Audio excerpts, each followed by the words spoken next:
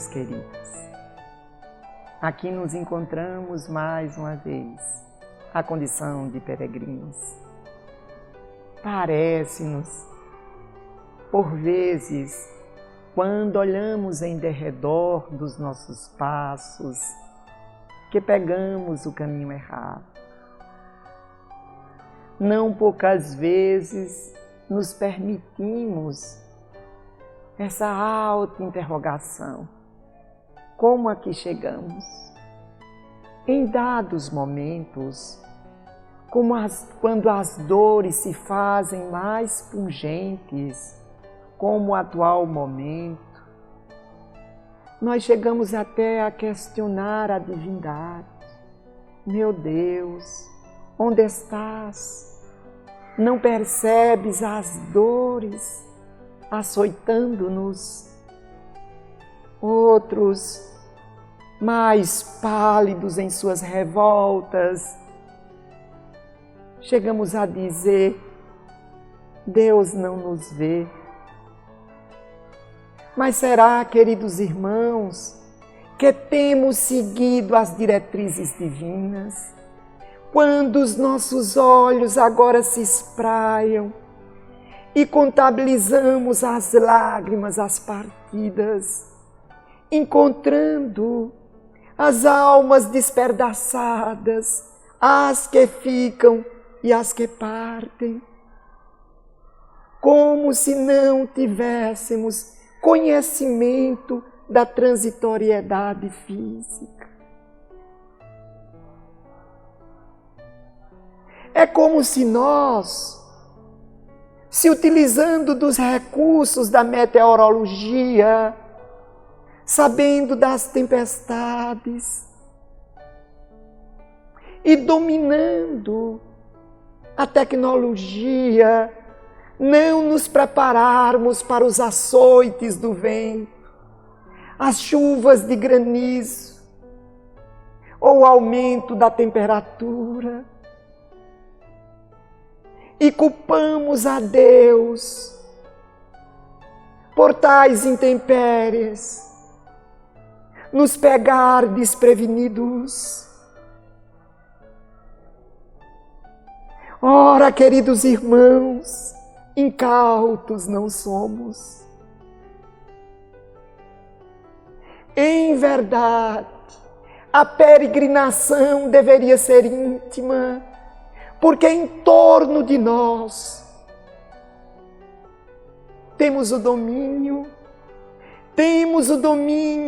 do clima, do relevo, da precisão física de onde estamos, em georreferenciamento, na tecnologia que acusa, que avisa, que literalmente fala conosco. Então, o que nos tem faltado? Ora, o convite de Deus é pleno e contínuo. Deus é a causa primeira de todas as coisas. A causa incausada.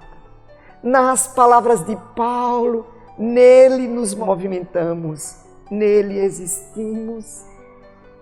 Só que quase sempre a condição de filhos rebeldes, não escutando as suas diretrizes, o convite de Deus impregna a natureza, mas o homem rechaça. Quando nós falamos da divindade, de imediato se assemelha para nós, se avizinha o primeiro movimento, o convite de Deus a Abraão.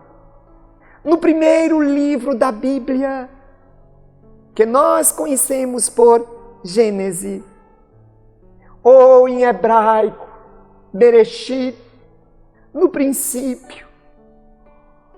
E no princípio, no capítulo 12, a partir do verso 1, Deus convida Abraão: sai de tua terra e de tua parentela. Existem citações que dizem que os tradutores mentem, no sentido de encontrar dificuldades para traduzir expressões, sentimentos que impregnam as palavras que nós tentamos traduzir através da proposta semântica. Se estivéssemos no hebraico, encontraríamos aí uma primeira dificuldade, porque é como se o convite tivesse sai-te. Ou nesse nosso esforço para tentar impregnar a alma do convite de Deus, é como se o convite fosse feito: sai de ti.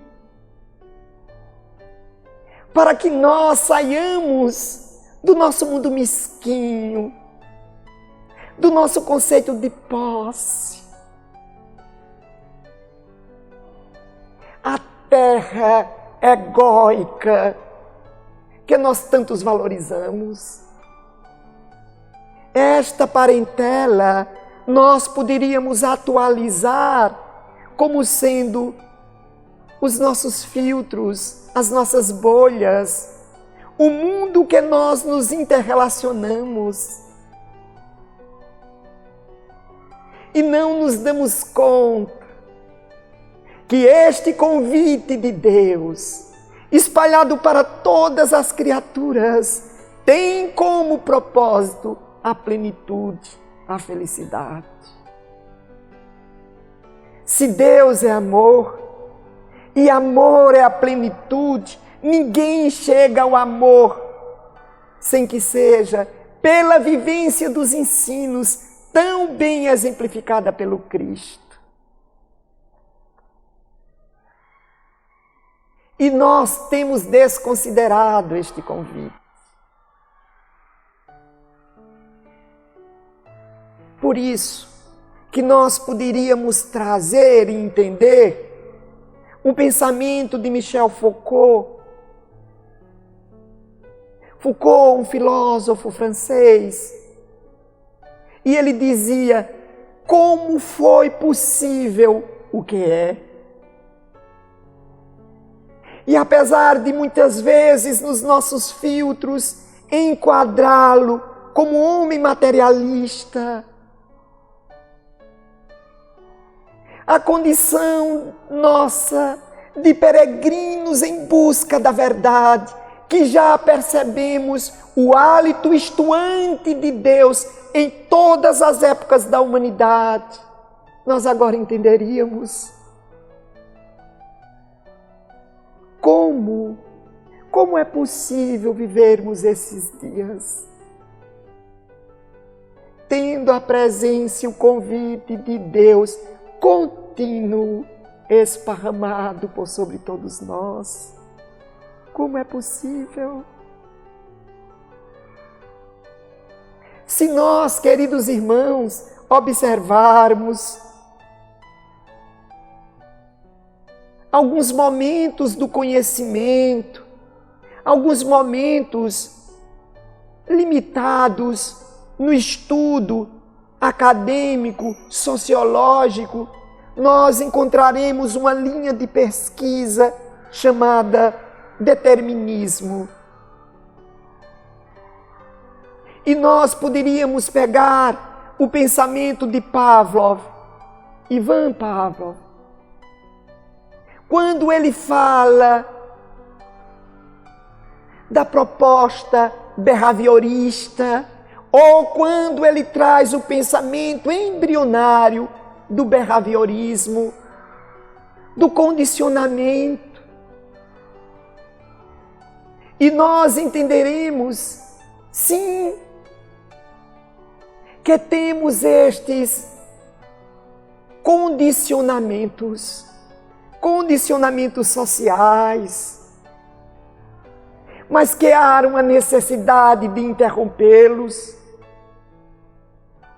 Se nós nos permitimos desenvolver hábitos e condicioná-los, e ficamos presos ao ambiente das sensações e ao estímulo da conquista imediatista, o convite divino interrompe tal domínio, para que nós possamos escutar a verdadeira dimensão da felicidade. Eis porque entendemos a necessidade da morte. A morte, por vezes, a morte sempre nos falará da transitoriedade do corpo físico e, como tal, pede para que reflitamos nos caminhos a que temos nos permitido, a que nos destinamos, quais são os nossos alvos, quais serão as nossas conquistas.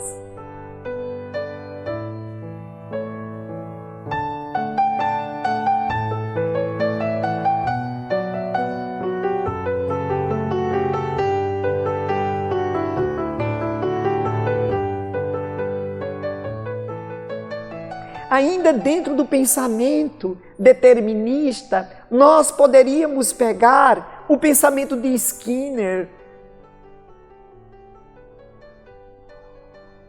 E Skinner vem nos dizer da impossibilidade de interromper, da negação do livre-arbítrio. Mas o alto cantarola que só existe um determinismo, uma fatalidade, a plenitude, a felicidade. Mas Deus não nos lega pura e simplesmente o tempo. Em suas construções milimétricas, sob o acúlio do sofrimento, sob o burio das lágrimas e das dores. Não, queridos irmãos. Antes de tudo, a proposta divina é a nossa ascese pela felicidade, pela percepção do outro.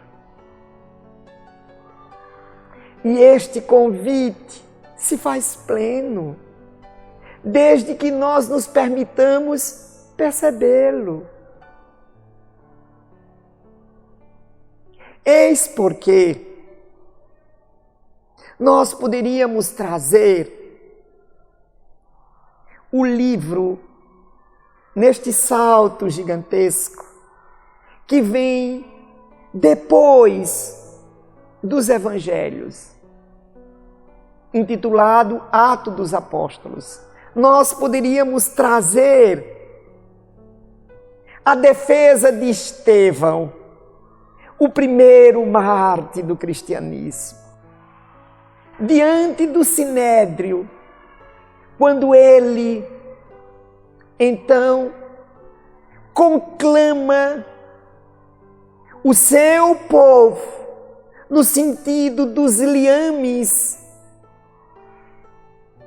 de uma raça, para que percebessem a presença de Deus.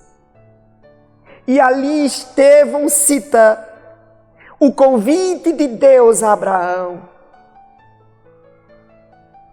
Esta passagem está no capítulo 7 de Atos dos Apóstolos. Sai da tua terra e da tua parentela. Se o convite foi feito a Abraão há 4.000 anos atrás, nós ainda nos mantemos presos aos nossos conceitos de classes, de gênero, de ideologias, e vivemos neste conflito ainda fora de nós. Não internalizamos ao ponto de termos o conflito dentro de nós. Porque se prosseguíssemos, ainda neste livro, contido na Bíblia, Atos dos Apóstolos, só que desta vez nós estaríamos lendo a passagem onde Paulo tem um encontro com Cristo na estrada de Damasco. É quando a visão de Jesus se projeta em sua alma, quando a luz mirífica da verdade alcança os arcanos deste que viria a ser o apóstolo da gentilidade. E ele trava esta briga íntima ali, no capítulo 9, no verso de 4 a 5, nós encontraremos em algumas versões: não recalcitres contra os aguilhões. Jesus faz esse convite a Paulo, porque Paulo era um ser cosmopolita, era um doutor. Enquanto a luz mirífica da verdade o oscula, trazendo em jorro os germes adormecidos, Paulo tenta represá-los, contê-los. E a voz diz: não faça. Deixe que a verdade, emoldurada com o amor, venha à superfície. Se permita ser fecundado pelo amor de Deus. E nós, queridos irmãos, poderíamos asseverar que 2000 anos depois de Paulo, já somos seres cosmopolitas. É que temos conhecimentos acadêmicos e tecnológicos. E o convite de Deus prossegue em término, para que não seja necessário a fatalidade do sofrimento para o nosso despertar.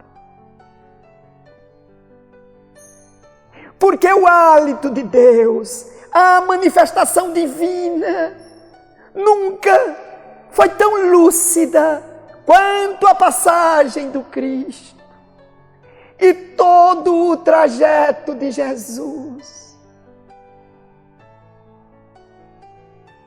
É em verdade as senhas que dedilham as teclas do nosso espírito, para que possamos abrir as comportas do nosso ser e nele sermos fecundados.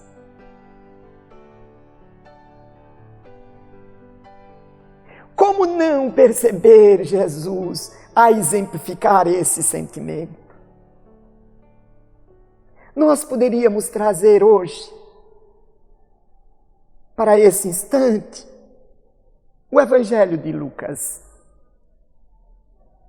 Por que que agora eu vou buscar o Evangelho de Lucas? Porque é aquele mais impregnado com o pensamento helênico. E nós poderemos dizer, com alguns filtros, que temos a expansão do nosso intelecto, até mesmo a compreensão da religião, pela expressão do conhecimento helênico. E em Lucas nós perceberemos que Jesus faz uma viagem a Jerusalém. E qual o propósito dessa viagem de Jerusalém?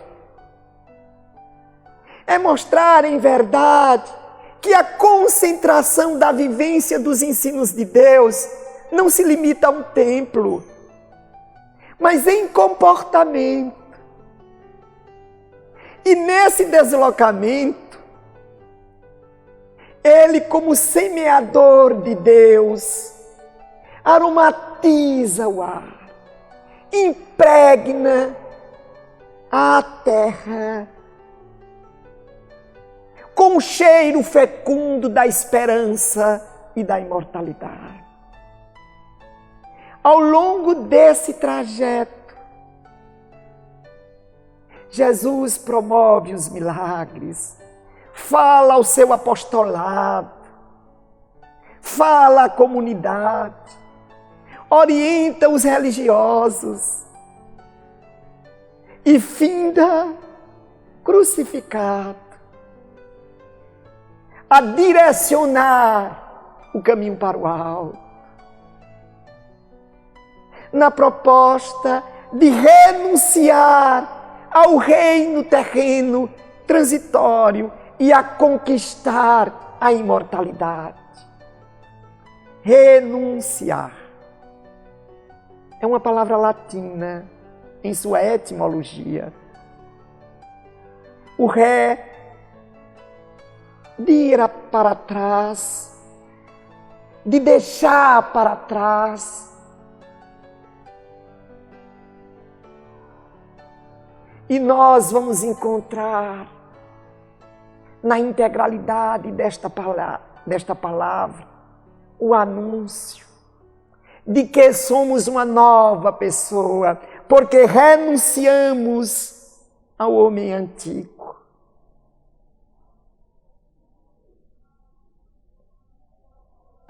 O amor de Deus nunca esteve tão presente na humanidade quanto os dias que o Cristo conosco esteve.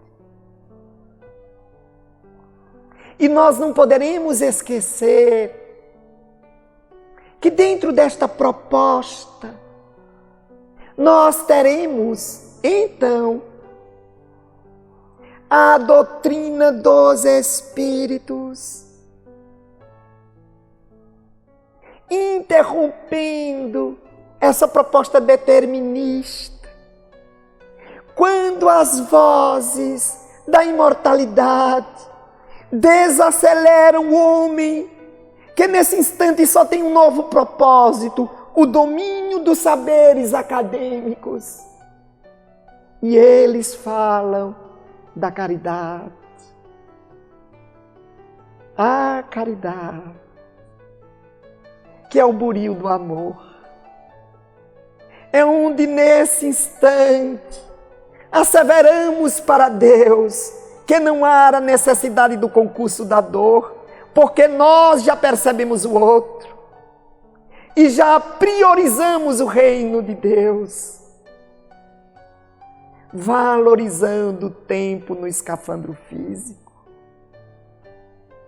Porque nós temos modificado ao longo dos tempos aqueles que tinham compromisso de anunciar a prioridade do reino de Deus foram se distanciando. Se não, peguemos alguns exemplos. Aqueles eram dias que precisavam de ministros. Ministro da palavra. Ministro. Aquele que serve a, que é servo de. O ministro da palavra era o servo da palavra. Era aquele que tinha a obrigação de viver o que falava, exemplificando o seu título, que é a sua vivência. Presbítero. Presbítero era aquele que a vida, com suas dificuldades, esculpiu as lições na alma. E essas lições tão profundamente foram talhadas que trazem o registro no corpo físico. Então o presbítero era aquele homem que os anos e a sabedoria trazida pelas experiências lhe davam a condição de orientar os jovens em suas conquistas.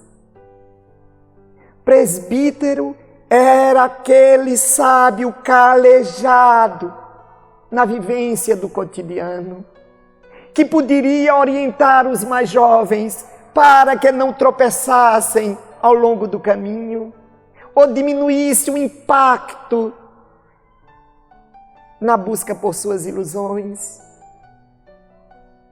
E o que temos hoje? Quando nós falamos de presbítero, em minha alma vem uma imagem.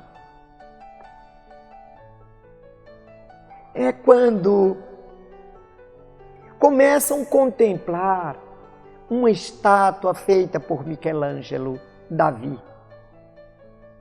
Uma estátua que tem mais de 4,5 metros, esculpida num único bloco de mármore.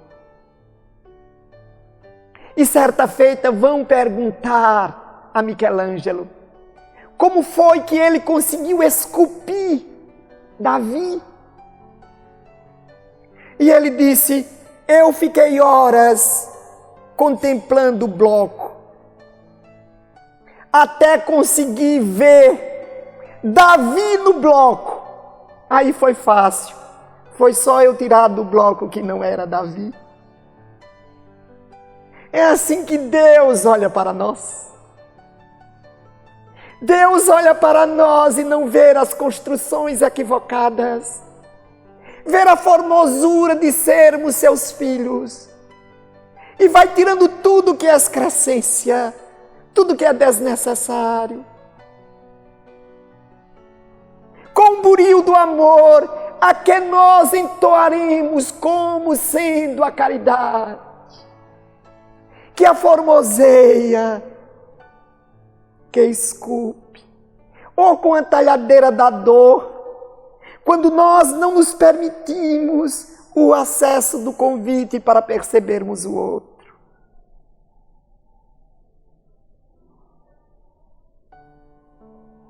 Nós poderíamos trazer também uma outra imagem, que é o diácono. O diácono não era o servo na liturgia.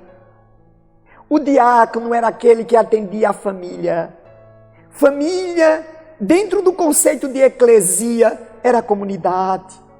Era aquele que se preocupava para que não faltasse o pão. Era aquele que cuidava do enfermo. Ele era tão procurado, tão necessário, que usava saias, ainda que fosse um homem, para facilitar a sua mobilidade. Diácono não era o servo do religioso. Diácono era o servo da família, da comunidade. Sim, meus queridos irmãos, o convite divino se espraia. A proposta prossegue. Mas nós temos tido dificuldades para concebermos. Porque este convite tão profundamente se faz presente. E nós hoje, porque estamos neste momento de pandemia, em que as dores se fazem tão pungentes, nós não podemos deixar de perceber que não temos seguido o convite de Deus. E hoje as dores se multiplicam, porque nós queremos que Deus nos atenda, não que nós atendamos a Deus. E para que isso fique caracterizado, configurado, faz-se necessário, ou talvez à guisa de exemplificação, e eu explicarei por quê, trazermos a figura de Pedro. Estamos no Evangelho de Mateus. E Pedro, ali ele faz uma pergunta a Jesus. E nós, que a tudo deixamos e vos seguimos, o que ganharemos? Eu não sei, queridos irmãos, se vocês conseguem perceber que nós quase em totalidade assim o fazemos. Porque Pedro, em dados instantes, representa a nossa posição de hoje. Pedro, ainda no Evangelho não é mais o mesmo, mas nós ainda somos assim 2000 anos depois. Só precisa que a gente comece a frequentar um templo, uma igreja, uma casa espírita. Só precisa que a gente distribua uma sopa em um horário vago. Visite um enfermo a cada 15 dias, ainda que seja o nosso parente. E tenhamos todos os vínculos, todas as amarras que nos prendem às nossas parentelas. Quando algo destoa do que nós queremos, nós nos permitimos perguntar: Senhor, por que isto está acontecendo comigo? Eu que sou uma pessoa tão certa, eu que sou uma pessoa tão boa. Nós ainda somos Pedro, impregnados dos nossos propósitos egóicos, querendo que Deus seja o nosso vassalo. E nós? Por que não temos uma vida melhor que a dos outros? Porque a morte ainda visita os nossos entes queridos? Porque não temos uma condição financeira definida? Porque a pessoa querida não está conosco?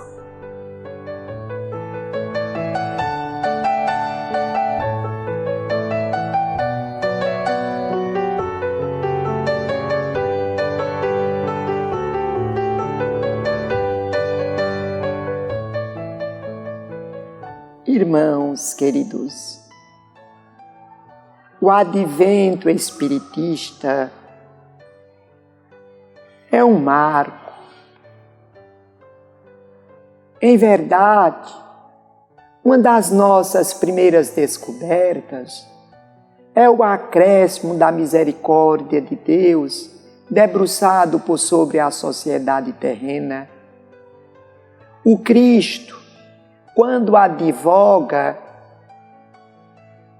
a vinda do Espírito da verdade, ele diz, como prerrogativa: se continuares a orar, esta oração, dentro do ambiente semântico, não se limita somente à genuflexão, mas são as mãos que operam em nome da harmonia. As mãos calejadas por servir, mãos que embalam crianças entregues à orfandade, mãos que amparam os idosos quando excluídos ou tido como peso as famílias que neles se locupletaram, mãos que velam pela alimentação daqueles que não conseguem executar o próprio alimento, mãos que ministram fármacos, mãos que operam, mãos que mostram a direção, mãos que expressam a carícia do afeto, o afago do reconhecimento, mãos que cumprimentam, mãos que escrevem, mãos que morejam no solo para que o grão fecundo se transforme em pão.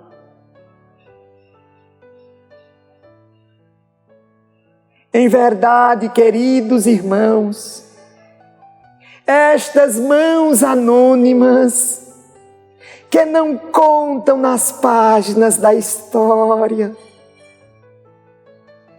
Da mãe, com inúmeros filhos onde o companheiro o abandonou.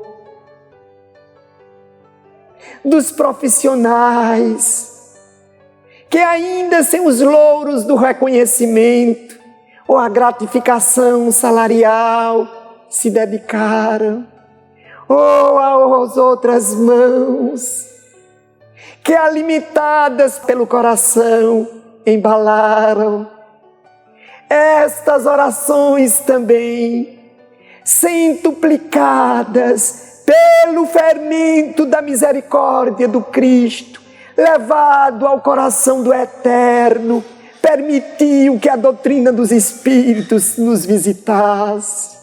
E o cântico da imortalidade, mais lúcido e claro, assim se projeta na sociedade. As lágrimas descem, muitas vezes não expressamos a nossa saudade no último gesto do aperto de mão ou no acompanhar das faces com o corpo ainda aquecido como morada do Espírito. Mas a doutrina dos Espíritos nos dá a certeza do reencontro além da carne, no mundo causal. Então, queridos irmãos, por que não exercitarmos o coração e visualizarmos o outro, além dos filtros egóicos das nossas bolhas, e fazermos o bem sem olharmos a quem? É não julgarmos, é não apontarmos as falhas. Se as lágrimas correm, que lavem a nossa alma. A doutrina dos Espíritos é o convite reiterado de Deus. E agora, Abraão, somos todos nós. Sai da tua terra de erros, dos teus marcos limítrofes. Abandona a parentela daqueles que fortalecem os teus erros e deságua no oceano do amor de Deus. Irmãos queridos, nesses dias sofridos, se nos permitirmos, mais claro perceberemos a presença fecunda de Deus.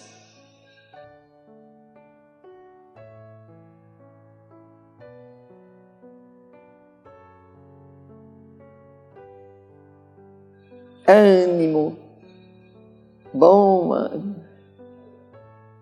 À frente sempre, doravante os acúmulos do sofrimento. Tenhamos certeza no timoneiro intimorato, Jesus, o Cristo de Deus, que já suplantou todas as vagas e só pede a nós, os tripulantes desta nau, que não temamos e que cada um desempenhe a função que lhe compete nesta embarcação. Se és aluno, atenda às orientações dos mestres.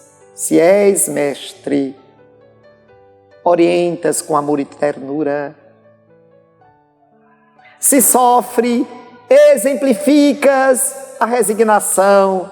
Se sorri, não gargalhes tão alto para não inquietar aquele que tenta dormir. Cede, na lágrima e no riso, o exemplo daquele que sabe da transitoriedade do momento e que confia no Cristo que na cruz exemplificou-nos a mortalidade. Doravante todas as nossas limitações, sigamos adiante e confiante, porque no leme está o Cristo de Deus. Que esta certeza diminua a nossa angústia. Muita paz para todos.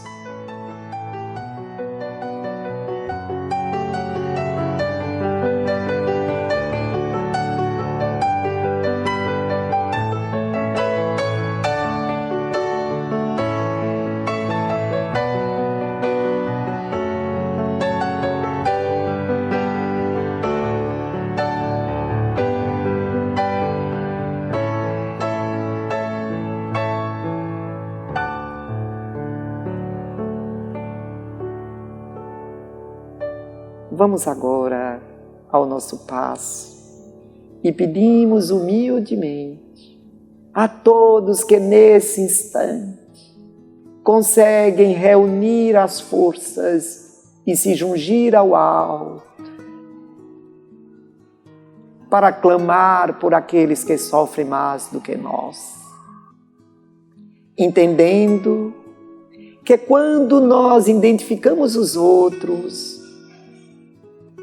ainda portadores de dores, esta visão se amplia e nos aproxima mais de Deus. É como se agora todos nós, no outeiro das nossas dificuldades, conseguíssemos olhar para o vale e percebermos aqueles que ainda sofrem mais profundamente, e por ele clamamos, ainda que as lágrimas corram pelas nossas faces. Jesus querido, sei, Senhor,